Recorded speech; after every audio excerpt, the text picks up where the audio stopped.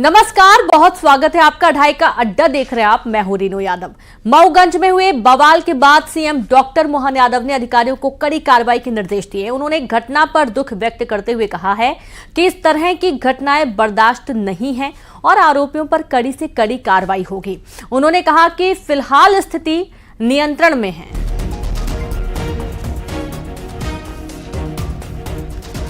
तो आप देखिए कि जिस तरीके से मऊगंज में बवाल हुआ और इस बवाल के बाद काफी हिंसक जो घटनाएं सामने आ रही हैं, मुख्यमंत्री डॉक्टर मोहन यादव ने अधिकारियों को कड़ी कार्रवाई के इस पर निर्देश दिए हैं।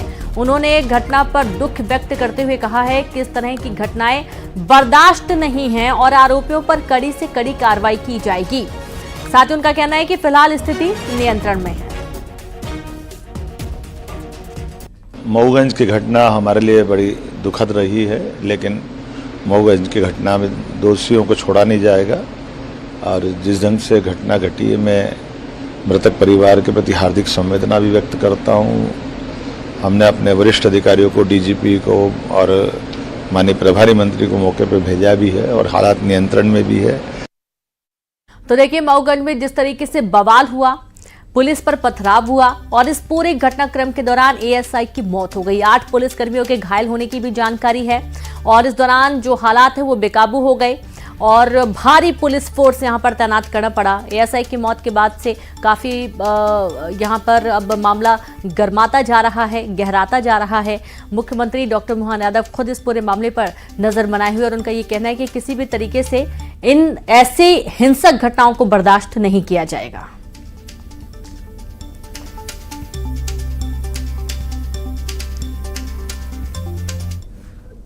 हम लोग हमारे पास जानकारी ये सर है कि यहाँ से जब पुलिस आई तो 3 बजे के लगभग पुलिस के द्वारा हम लोग जाने के यहाँ ऐसा दंगा पसरा हुआ है और बाकी पहले से कुछ नहीं जाना क्या हुआ क्या नहीं हुआ। इतनी बात हम जानते हैं सर, और कोई बात नहीं। ये नहीं मालूम कि पहले की रंजिश है कि अभी की है कि क्या कैसी बात है, ये कोई हमको नहीं। इस वक्त हम मौजूद हैं मऊगंज जिले के गडरा गांव में, जहां बीती रात उपद्रवियों ने एक दहशत मचाया और दहशत में कई पुलिसकर्मी घायल हुए। घायल के बाद ये वही रास्ता था जिस रास्ते से अपनी जान बचाते हुए पुलिस वाले इस रास्ते से बाहर की ओर भागे। हम आपको कुछ तस्वीरें भी दिखाएंगे। ये आप देख पा रहे हैं जैसे कुछ उपद्रवियों द्वारा जैसे हमला किया जाता है। ये आप देख पा रहे हैं, ये एक स्टार जो एसआई की वर्दी होती है, मध्य प्रदेश पुलिस लिखा हुआ है। जैसे अपनी जान बचा के वो भागते हैं, वो ये रास्ता है। ये ब्लड आप देख पा रहे हैं, खून का निशान भी बना हुआ है। ये वही रास्ता है कि वो अपनी जान को बचाते हुए और भागते हैं। जब गांव के लोग एक साथ 100 से 150 लोग हमला करते हैं पुलिस वालों के ऊपर, वो इसी रास्ते से भागते हैं और इस हमले में एक एसआई की जान भी चली जाती है। कई पुलिसकर्मी घायल भी हैं, यहाँ तक के एसडीएम, तहसीलदार ये भी घायल हैं। उनका उपचार अभी संजय गांधी हॉस्पिटल रीवा में चल रहा है। इस वक्त हम मौजूद हैं गडरा गांव में, जहां सनी द्विवेदी की पीट कर एक आदिवासी के द्वारा उनकी मृत्यु कर दी गई। मैं इस वक्त मौजूद हूं उनके घर पे। हम आपको तस्वीरें दिखा रहे हैं। सनी द्विवेदी का घर है जहां मातम पसरा हुआ है। उनके परिवार से कुछ लोग भी हैं, उनसे भी हम बात करने की कोशिश करते हैं। क्या है घटने की पूरी जानकारी? उन्हें मारा गया है और तरी से तरी सजा मिली जाए, ये मुझे 1 बजे पता चला है। फिर आप लोग क्या किए? अब हम लोग क्या करते, हम लोग वहीं पर गए। अब मैं तो गया ही तो मेरे दल वाले गए। आप बताइए घटना की क्या जानकारी आपके पास है? तब अब हमको वजन का कुछ जानकारी नहीं मिली। अब ये जानकारी मिली कि जब पुलिस आ गए निकारी तो नहीं पता चली कि जीव नहीं खत्म करिए। ये लड़ाई कब से चल रही है? लड़ाई के नहीं जानते बच्चे, कुछ नहीं बनी। अपने घर में सकान है, कहा जाने को होगा, कौन विवाद है, कौन लड़ाई है, कुछ नहीं जाना। सभी परिजन है, सबका कहना है कि इस घटना के बारे में हमको बिल्कुल दूर दूर तक नहीं पता था कि क्या हो रहा है। जैसे हम लोगों को पता चला कि हमारे शनि बेटे को बंधक बनाया गया, उनके साथ मारपीट की जा रही है, हम सब लोग गए उनको छुड़ाने, लेकिन उनके द्वारा रोका गया और पुलिस के आने के बाद भी शनि को नहीं छोड़ा गया और उनको बंधक बना के पीट कर उनकी हत्या कर दी गई। साथ में पुलिस वालों के साथ भी मारपीट की गई, यहाँ तक कि एक एसआई की मृत्यु भी हो गई और साथ में कई पुलिसकर्मी भी घायल हुए। ये पूरी घटना मैं अभी वर्तमान में सनी द्विवेदी के घर पे मातम पसरा हुआ है, तो वहीं से आपकी पूरी तस्वीरें दिखा रहा हूँ। मऊगंज से न्यूज 18 के लिए विजय गुप्ता। मऊगंज जिले के शाहपुर पुलिस थाना है, इसी पुलिस थाना क्षेत्र अंतर्गत जो है तो पूरी घटना हुई है। हालांकि इसी पुलिस थाने में पदस्थ जो एएसआई हैं, एसएफ के जवान जो हैं, गौतम जी हैं, उनका जो है तो इस पूरे घटनाक्रम में उनकी मौत भी हो चुकी है। फिलहाल पूरे मामले में जो है तो अपराधियों को पुलिस हिरासत में ले चुकी है और तमाम जो पुलिसिया कार्यवाही जो करनी चाहिए थी वो तमाम पुलिसिया कार्यवाही भी दुरुस्त हो चुकी है और तमाम जो अपराधी हैं उन्हें जो है तो अंदर रखा गया है और आधिकारिक पुष्टि अभी होना बाकी है। फिलहाल जो ये पुलिस थाना है, समझा जा सकता है कि पूरी तरीके से गांव देहात में का यह पुलिस थाना है और इस थाने क्षेत्र का जो गडरा गांव है वहां पूरी वारदात हुई है। हालांकि पूरे मसले पर जो है तो तमाम गांव में पुलिस जो है छावनी में तब्दील है और गांव में भी अब शांति अमन चैन है। हालांकि ये पुलिस थाना है, यहाँ भी चारों तरह से सन्नाटा पसरा हुआ है और तमाम जो अपराधी हैं उनको इसी पुलिस थाने में रखा गया है। ऐसे में अब देखना दिलचस्प यह होगा कि पुलिस अधिकारी पूरे मसले में कब तक आधिकारिक पुष्टि कर पाने में सफल होते हैं। गांव में शांति व्यवस्था कायम रहे इसके लिए 169 लागू कर दी गई है और पुलिस प्रशासन पूरा यहाँ पर गांव में मौजूद है। जो दोषी होंगे उनके खिलाफ कड़ी से कड़ी कार्रवाई की जाएगी। कुछ आरोपी हमारे कब्जे में हैं, 5-6 आरोपी, और हमारी पार्टियां गई हुई हैं। कल रात में हम लोग आए थे तो रात का फायदा उठा के कुछ लोग जंगलों में इधर उधर दूसरे गाँव में गए हैं, लेकिन हम बहुत जल्दी सभी मुलजिमों को अरेस्ट कर लेंगे। रीवा के संजय गांधी हॉस्पिटल पहुंचे मऊगंज के प्रभारी मंत्री लखन पटेल ने घायल तहसीलदार और पुलिस से मुलाकात की। मुलाकात के बाद उन्होंने कहा कि दोषियों पर कड़ी कार्रवाई होगी।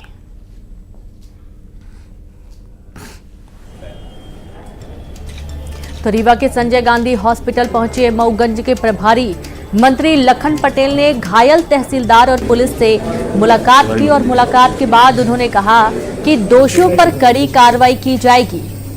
पुलिस अपना काम कर रही है, सरकार अपना भी काम कर रही है और आप ये निश्चित से मान के चलें बहुत दुखद घटना हुई है। ये जो हुआ है कल बहुत दुखद है, सरकार भी इस पर चिंतित है और हम लोग लगातार इस पर नजर बनाए। मुख्यमंत्री जी भी इसके संपर्क में है तुरंत। मऊगंज में हुए बवाल और एक एएसआई की हत्या के मामले में प्रदेश के लोक निर्माण विभाग मंत्री राकेश सिंह ने कहा है कि कानून व्यवस्था को चुनौती देना स्वीकार करने योग्य नहीं है। सीएम डॉक्टर मोहन यादव की सरकार में कानून तोड़ने वालों पर सख्त कार्रवाई हो रही है।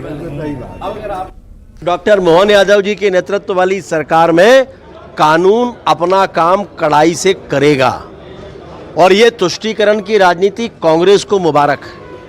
भारतीय जनता पार्टी के नेतृत्व में कानून का उल्लंघन करने वालों को कड़ाई से और करारा जवाब मिलेगा। मऊगंज बवाल पर जीतू पटवारी का निशाना, जहां एमपी में हालात बेहद खराब हैं। जीतू पटवारी ने कहा आदिवासियों के साथ जुर्म की पराकाष्ठा पार हो गई है। एमपी में सबसे ज्यादा आदिवासियों के साथ अत्याचार हुए हैं।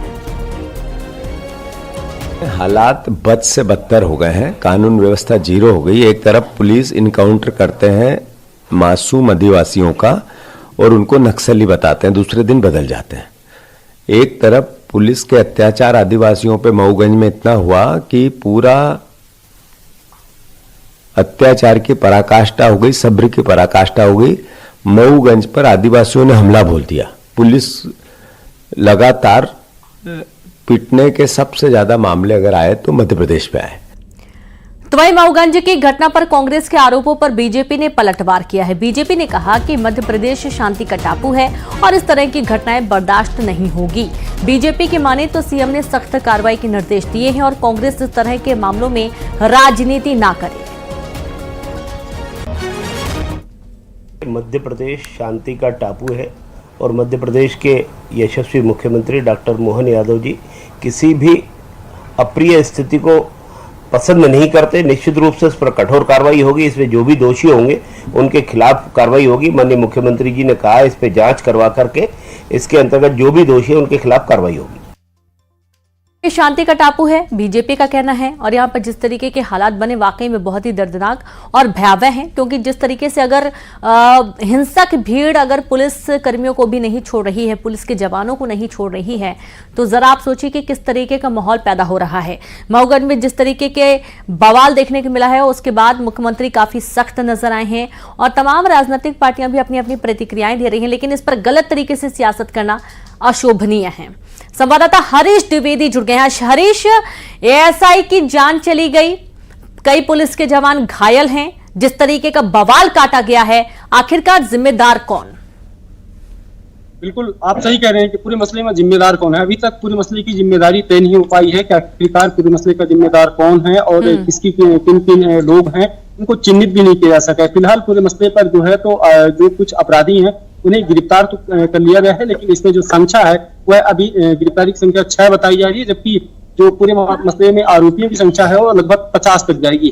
हालांकि तमाम जो मुख्य आरोपी हैं वो अपना गांव और छोड़कर यहाँ से भाग गए हैं और सभी की अब पुलिस जो है तो अलग अलग टीम बना दी गई है और टीम जो है पुलिस टीम सभी पहलुओं पर जांच करी। मेरे ठीक पीछे सनी द्विवेदी का अंतिम संस्कार हो रहा है। देखा जा सकता है कि यहाँ तमाम जो है तो पुलिस अधिकारी से लेकर और रीवा आईजी कमिश्नर और मऊगंज कलेक्टर एसपी तमाम पुलिस अधिकारी यहाँ मौजूद हैं और कड़ी सुरक्षा व्यवस्था के बीच जो है तो अंतिम संस्कार कराया जाता है। इसी बात का अंदाजा इसी बात से लगाया जा सकता है कि इतनी भारी कड़ी सुरक्षा व्यवस्था के बीच में अगर किसी का अंतिम संस्कार कराया जा रहा है, समझा जा सकता है कि गाँव की हालात क्या रही होंगी। फिलहाल जो इस घटना को कारित करने वाले आदिवासी परिवार के लोग हैं, तो उन आदिवासी परिवारों के घरों में अगर देखा जाए तो पूरी तरीके से ताला बंद है और सन्नाटा पसरा हुआ है। ठीक है, ये एंगल है और इस एंगल में जो ये रास्ता है ये आदिवासियों के घर तक पहुंचता है और यहाँ तमाम चप्पे चप्पे पर जो है पुलिस बल की तैनाती हो गई है, लेकिन यहाँ अब तक जो है तो कोई भी जो आदिवासी परिवार के लोग हैं वो अपने घर से बाहर नहीं निकल रहे हैं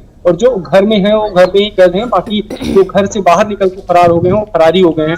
तो फिलहाल गांव की स्थिति हालांकि अब सामान्य मानी जा सकती है। पुलिस पूरी मसले पर कंट्रोल की हुई है और कड़ी सुरक्षा व्यवस्था के बीच जो सनी द्विवेदी थे उनका भी अंतिम संस्कार कराया जा रहा है और आसार लगाया जा रहा है कि थोड़ी देर में यहाँ जो है तो सूबे की जो यहाँ के प्रभारी मंत्री हैं तो वो भी यहाँ पहुंचने वाले हैं। तो समझा जा सकता है कि अभी स्थिति सामान्य है, लेकिन पूरे मसले में जिम्मेदार कौन है, जिम्मेदारी किसकी है, ये अब तक तय नहीं हो सका है।